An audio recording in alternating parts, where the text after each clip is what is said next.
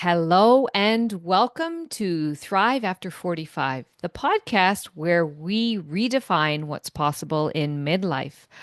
I'm Denise Drinkwalter, your midlife renewal coach, here to help you embrace your power, purpose, and potential. This is your space to let go of guilt, navigate transitions, rediscover joy, and thrive for you, by you, because of you. It is such an honor and a privilege to welcome Rachel Radway to Thrive After 45 show today. Rachel is not your average transformational coach. She's a former corporate powerhouse turned truth teller for midlife women who are done playing small, done burning out, and done trying to twist themselves to fit into spaces that were never made for them. I know the ears are perked up now.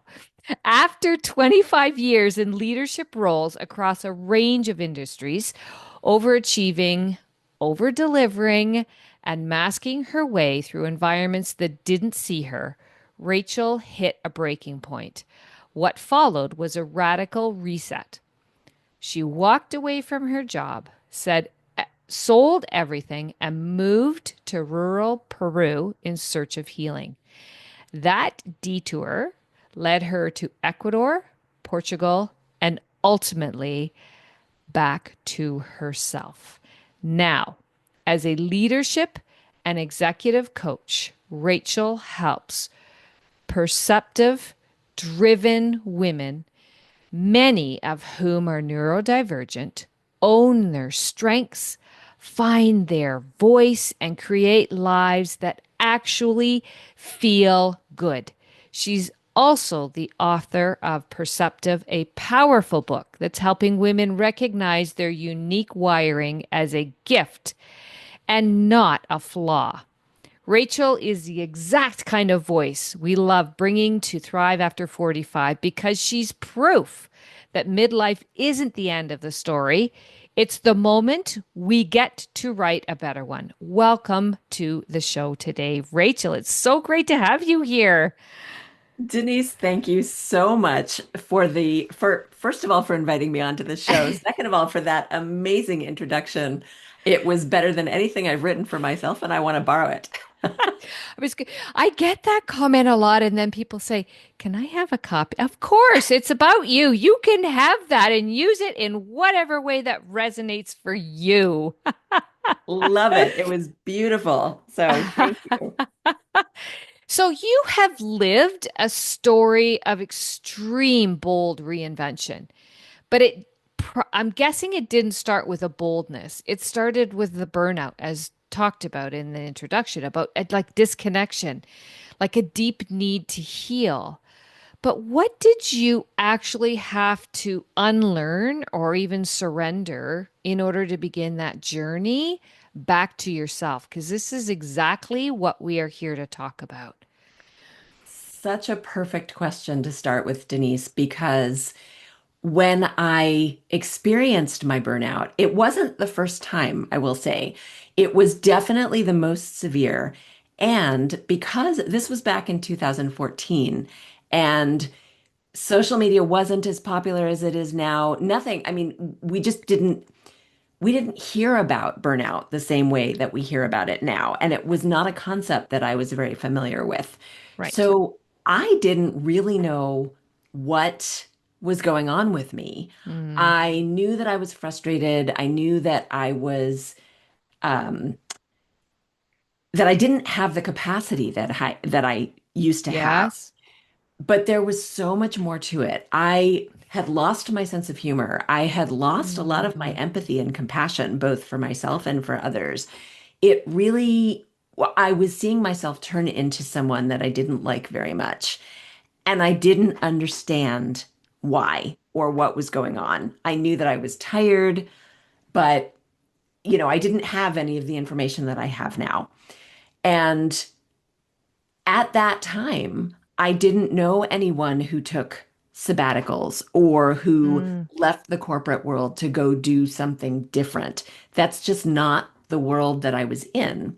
right. And one of the reasons that I loved the idea of going to Peru is because I was in I was in San Francisco, I was in Silicon Valley, I was in a total tech bubble, and it really was a bubble that in hindsight, so much more than I even realized at the time. And so I had to unlearn, well, literally pretty much everything in my life. First of all, that it's okay to put something down, to put something away, to leave something that you had been in for a long time, Hmm. that nobody else could write the rules for your life. Right. I thought about just trying to get another job. And in fact, I did even interview for other jobs. Right. But I realized very quickly another job wasn't what I needed. I really needed that time to heal. And in order to do that, I couldn't be working in another job. And I couldn't pay the mortgage on my condo in the San Francisco Bay Area without another job. So I really had to deconstruct my life and everything that I had been taught was the way we're supposed to live it. Right. So much there in terms of all of the components that exist within that flip the script, as it were. So you Absolutely. literally, right, you literally had to shut down your you-ness that you knew at that time and and just did you trust like how on earth, because I have so many people that I support in my work that are that fear of what's going to happen. Like, I don't know myself any other way. And yet you had the foresight to know that you can't do this and this at the same time. You can't put your toe in both waters and survive. This is Mhm. not what going to work for me. So, was it a trust? Like, what happened there? Was it step by step? Because it wasn't your first burnout, but was it step by step or was it how did that come together? Is there something you can share with us that way?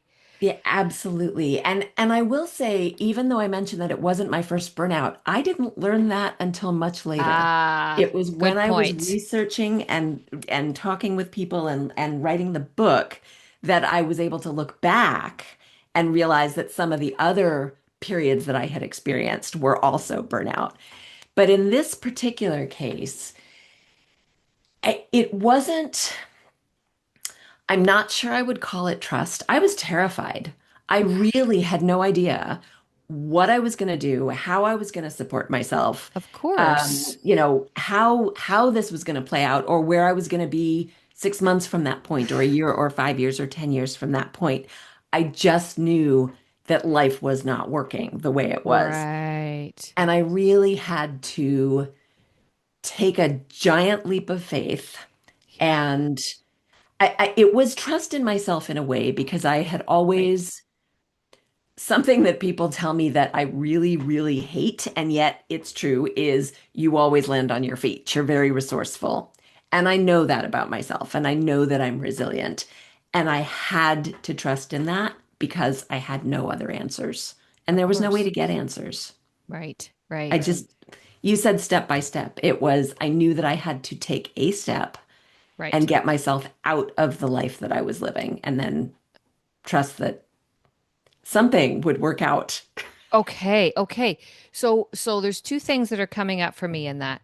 One, that you didn't have a pathway specifically other than you knew what you didn't want.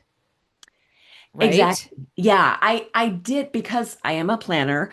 Yep. I did plan out a few things, Of but we're course. talking, a few months ahead. We're not a year or anything like that. And it Sure. was all a giant experiment. I honestly said, I sold my condo. I quit my job, obviously. I put Right. everything I owned in storage and I took 4 suitcases with me to Peru. And I said, if it works out, great.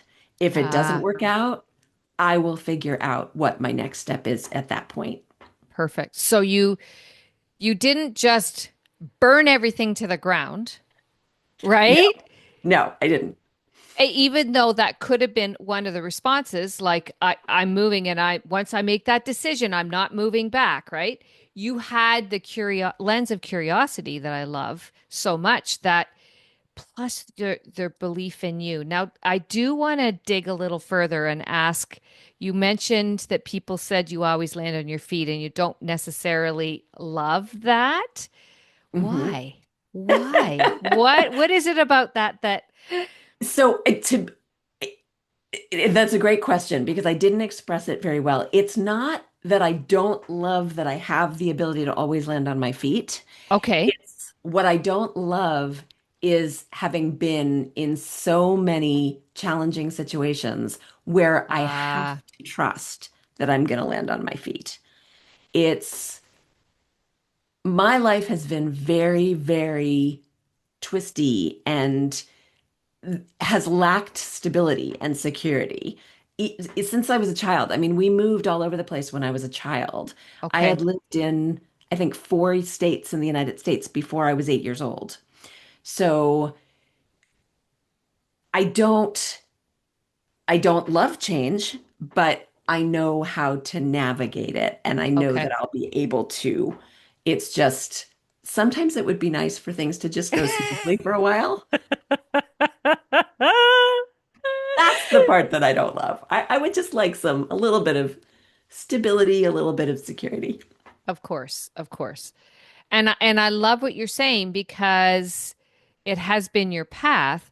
And I don't know if you feel this, believe this, know this, but my experience and the people that I support just continue to make this experience more into reality for me. But I feel that your pathway has already been pre-planned for you.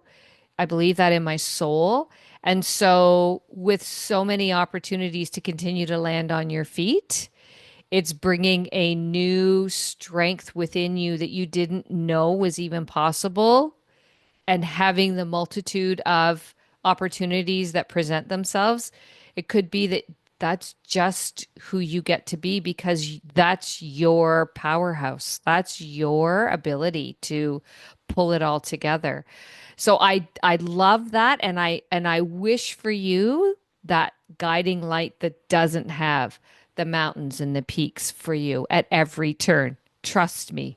That is coming. I Thank you. believe it. I believe it in my soul because you are who you are. And the book that you've written, like, why did you write Perceptive? And what do you hope the readers are going to take away from it? Because we'd like to dig into this a little bit further.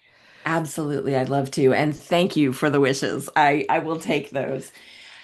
I wrote Perceptive because every day I meet Mm, super smart, strong, creative, talented women who grew up with messages that there was something wrong with them, that they were broken or weird or mm, crazy or doing things the wrong way, that they were too much or that they were not enough. yeah. And none of those things are true. Hmm. And in every single case, regardless of the message, these women feel like they're alone. Yep. And what I know is that every single one of them has superpowers. Yes. And they often don't even recognize those as gifts because the women that I work with tend to be humble and focused on the group or the team or Yeah. the unit, not on themselves. Yeah. And it's also human nature in a lot of cases just to focus on the challenges rather than the gifts. It's the way that most of us are wired. Right. So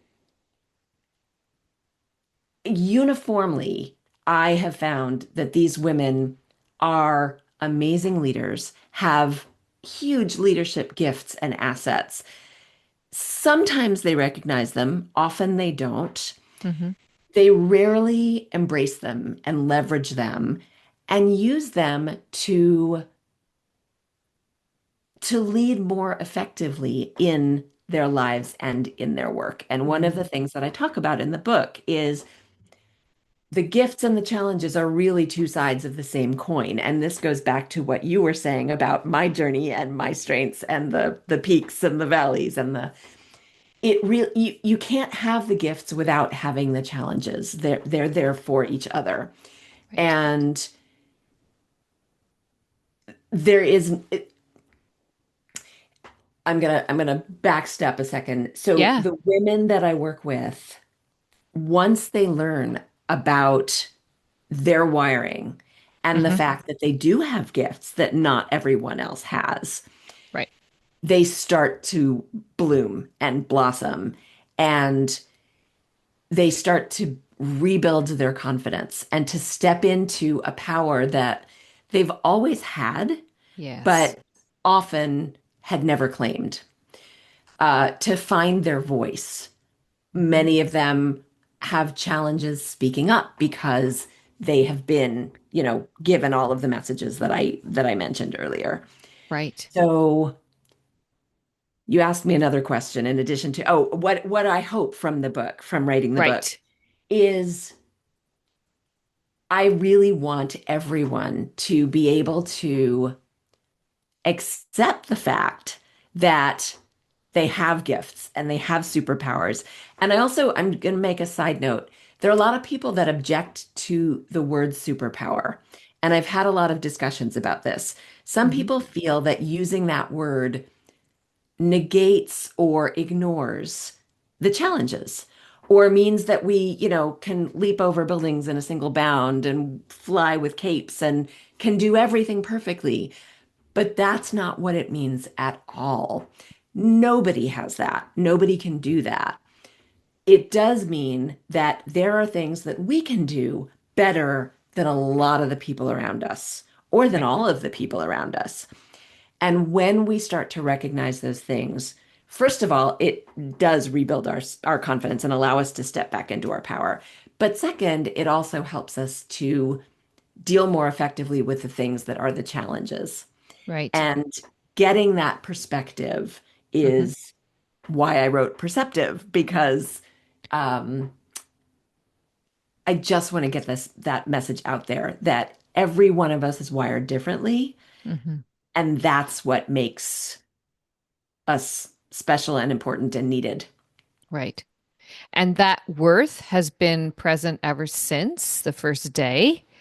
And I like what you're saying in terms of how we've been pushed to keep inside the boxes and Hmm. who created the boxes, right? And Right. it's like, wait just a minute here.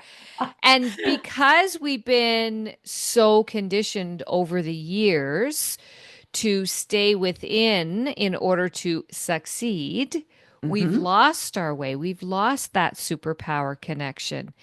And I really love the idea that you're sharing in terms of the superpower component being, if you look at it in that way, but everybody has superpower. It's not Exactly. you have it and I don't. It's how Exactly. do we align our gifts in such a way that we all boats rise, right? Exactly. I Ah, love the way you put that, Denise. It is not separating people from each other. It's yeah, actually bringing us all together. And there are so many research studies, for example, out there that talk about how diverse teams are more innovative and more effective than teams that are more homogeneous. What is often not considered is, what does that diversity encompass? So the right. first things that we often go to are race and nationality and gender and other things that are a little bit more visible and more obvious. We don't always consider things about the way our brains are wired, the way we think, the way we feel, the way we reflect on things, and the Mhm. behaviors that come out of those. And that kind of diversity, neurodiversity, is just as important and Oh, does help us all succeed.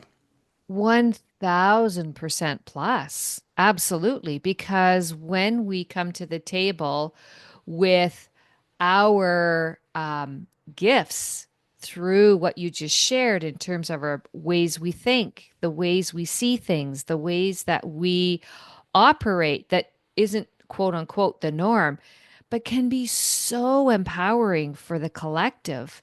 And when we circumvent in order to fit in, then we lose not only that, but we pull everybody else back into that same spot and we don't all grow as a result. So I love what you do. I love what you do. Thank you for this. You're talking, I mean, I knew we were going to have an incredible conversation because when we met, I always, as I shared this morning in a live, I always meet my guests. I don't go in blind because we have to be a match. I have to know that everyone in the audience who listens gets nuggets of gold. And there's so many nuggets in this conversation. Rachel, thank you for your time. Is there anything you'd love to share with our audience as we wrap up our conversation today? And we probably will have you back again to go deeper into some of the pieces after everything's settled for you. Absolutely. I would so love to come back, Denise. It's so much fun talking with you. And I think, and we're so aligned on our goals and our visions. I think what I would love to leave listeners with is you have gifts, you have superpowers. You just need to look a little deeper and, embrace them and show them. Don't Yeah. So many of us are afraid that showing our gifts or using our gifts in a visible way means that we're boasting or bragging.